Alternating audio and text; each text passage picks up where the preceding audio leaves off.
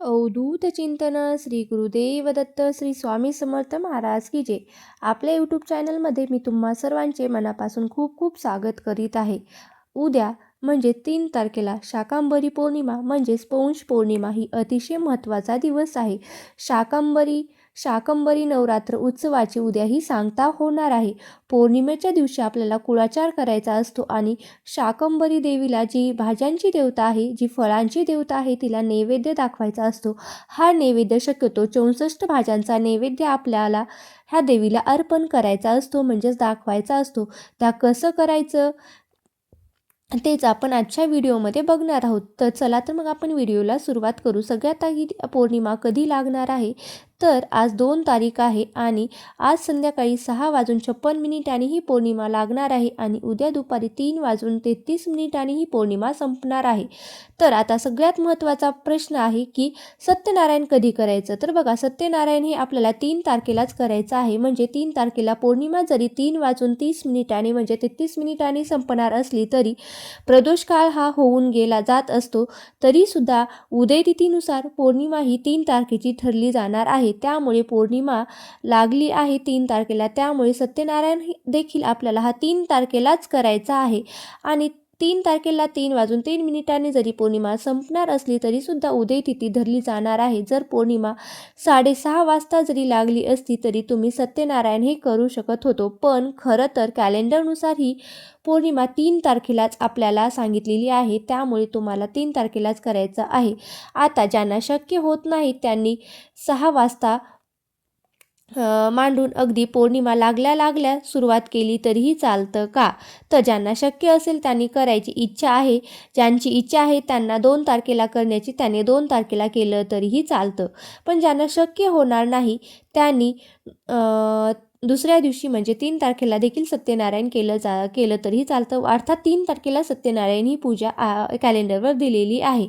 आता बघा, कॅलेंडरमध्ये लिहिलेलं आहे की 3 तारखेला ही पौर्णिमा आहे, सत्यनारायणाची पूजा आहे. तर आता बघा, शाकंभरी पौर्णिमा म्हटलं की बऱ्याच महिलांनी शाकंभरी पौर्णिमेनिमित्त बऱ्याच जणांनी स्वामी समर्थ केंद्रामध्ये हे दुर्गा सप्तशतीचं पाठ घेतले जातात. आता प्रत्येक स्वामी समर्थ केंद्रामध्ये सामूहिक दुर्गा सप्तशती पाठ घेतले जातात आणि आमच्याही लातूरच्या स्वामी समर्थ केंद्रामध्ये शाकंभरी पौर्णिमेनिमित्त हे दुर्गासप्तीचे पाठ घेतले जातात. आता त्यामध्ये बऱ्याच महिलांनी ह्या दुर्गा सप्तशती ग्रंथाचे पारायण हे केलेले आहेत. पण ज्यांना काहीही करणं शक्य झालं नाही त्यांनी उद्या मात्र खूप महत्त्वाची सेवा आहे, ती मात्र चुकू नका. आता शाकंभरी देवी ही फळांची देवता आहे आणि तिला 64 भाज्यांचा हा नैवेद्य दाखवला जातो. आज ही परंपरा आहे. प्रत्येक केंद्रामध्ये ही सांगितलं जातं की आता प्रत्येक केंद्रामध्ये 64 भाज्या आणल्या जातात आणि प्रत्येकीने म्हणजे जेवढ्या काही बायका स्वामी समर्थ केंद्रामध्ये जातात, कोणी 1, कोणी 2, कोणी 4 अशा काही भाज्या ह्या घेऊन जात असतात. आता अशा करून घेऊन गेलं तरीही खूप अशा भाज्या जमा होतात. आणि तर बघा, तुमची इच्छा असेल तर तुम्ही 64 भाज्यांचा नैवेद्य दाखवू शकता. जसं 64 भाज्या एकत्रित करून तुम्ही नैवेद्य दाखवू शकता.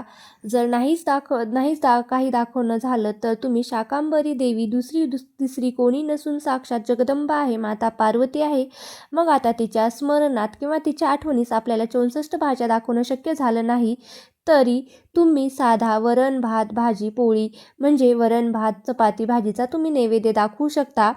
आता कुळाचार म्हटलं तर मग ज्याला आपण पुरणाचा स्वयंपाक म्हणतो, म्हणजेच पुरणाचा स्वयंपाक केला जातो. मग त्यामध्ये मेथीची भाजी, वरण भात येतो, पुरण येतो, सारं, भजे, कुरडी, पापड अशा सर्व येतं. काही ठिकाणी हे करणं शक्य होत नाही तर तुम्ही साधी वरण भात भाजी, एखादी भाजी आणि चपातीचा सुद्धा तुम्ही नैवेद्य दाखवू शकता तरीही चालतं. कारण आपली आई आहे ती आपलं सगळ्याच गोष्टी ही गोड मानून घेत असते. ज्यांची कुलदेवी शाकंभरी देवी आहे, ही कुलदेवी त्यांच्या घरात अजूनही 64 भाज्या बनवल्या जातात आणि त्याचा नैवेद्य दाखवला जातो. कारण आपल्याही घरात अन्नधान्याची कधीही कमतरता भासू नये. भले पैसा कमी असला तरीही चालेल, पण 2 टाईम आपण व्यवस्थित खाऊ शकतो एवढं तरी आपल्या घरात पाहिजे. आता मी तुम्हाला त्या भाज्या काय आणि कुठल्या भाज्या आहेत ज्याचा नैवेद्य तुम्ही दाखवू शकता. जेवढ्या मला माहिती आहे तेवढ्या मी तुम्हाला सांगण्याचा प्रयत्न करेन.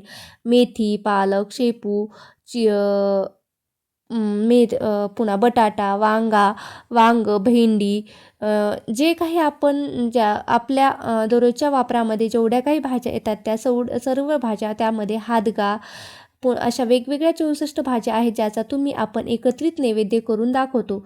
जेवढ्या तुमच्याकडे उपलब्ध असतील त्यासुद्धा तुम्ही दाखवू शकतात.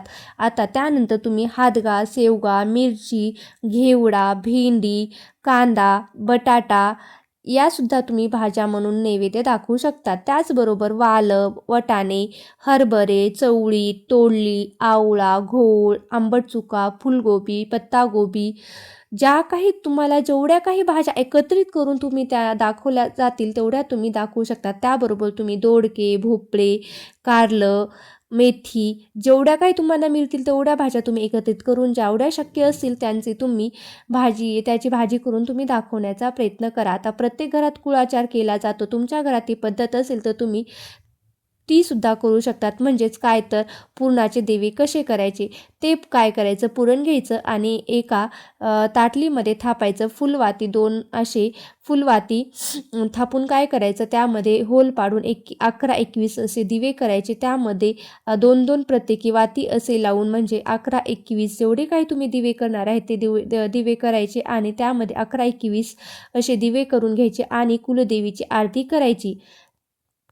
आणि कुलदेवीची आरती झाल्यानंतर तुम्ही जर 64 भाज्या केल्या असेल तर त्याचा नैवेद्य दाखवू शकतात किंवा तुम्ही साधा वरण भात, भाजी पोळी म्हणजेच वरण भात चपाती याचासुद्धा नैवेद्य तुम्ही दाखवू शकतात. पण नक्कीच उद्या कुलाचाराचा भाग हा खूप महत्त्वाचा आहे. उद्या करायला मात्र नक्की विसरू नका. जेवढं तुम्हाला करता येईल तेवढं करण्याचा प्रयत्न करा.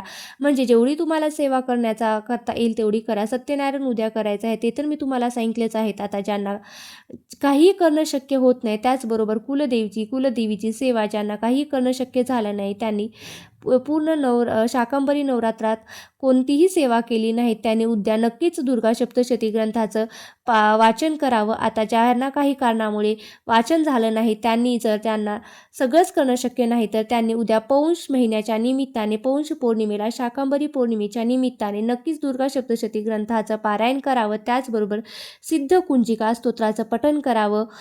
जेवढं फळ तुम्ही दुर्गा सप्तशती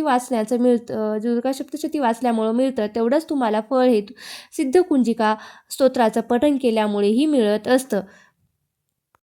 त्याचबरोबर तुम्ही उद्या भगवान विष्णू आणि माता लक्ष्मीची सुद्धा सेवा करायची आहे. बरं, तसंच तुम्हाला कुंकुमार्चनसुद्धा तुम्ही करू शकतात. तर काही ठिकाणी महिला हे लक्ष्मीची सुद्धा म्हणजे कुंकुमार्चन करत असतात. तसेच तुम्ही स्त्रीसुक्ताचं पठण करू शकतात किंवा व्यंकटेश स्तोत्राचं सुद्धा पठण हे ज्यांना शक्य होईल त्यांनी करण्याचा प्रयत्न करा. कुळाचार म्हटलं की हा सर्व 7 दिवसामध्ये करू शकता. तसेच तुम्ही या 7 दिवसामध्ये जर ओटी भरली नसेल तर उद्या आवर्जून कुलदेवीची ओटी भरून घ्या. आता उद्या आवर्जून कुलदेवीची ओटी भरा. बरेच जण देवीच्या मूळ पीठावर जाऊन सुद्धा त्यांचं दर्शन घेतात आणि ज्यांना शक्य होत नाही त्यांनी तुम्ही घरातल्या घरात देखील कुलदेवीची यथासांग ओटी भरावी. ओटीचं काय करायचं तर अशा वेळी जी ओटी आहे ती तुम्ही स्वतः वापरू शकतात किंवा ते ओटीचं सामान तुमच्या जवळच्या जर कुलदेवीचं मंदिर असेल तर त्या मंदिरात देऊन सुद्धा तुम्ही देऊ शकतात किंवा जर तुम्ही 1-2 महिन्यांनी जर त्या मूळ पीठावर जाणार असाल तर तुम्ही तेथे जाऊन सुद्धा ती ओटी देऊ शकतात किंवा तुम्ही स्वतःही वापरू शकतात.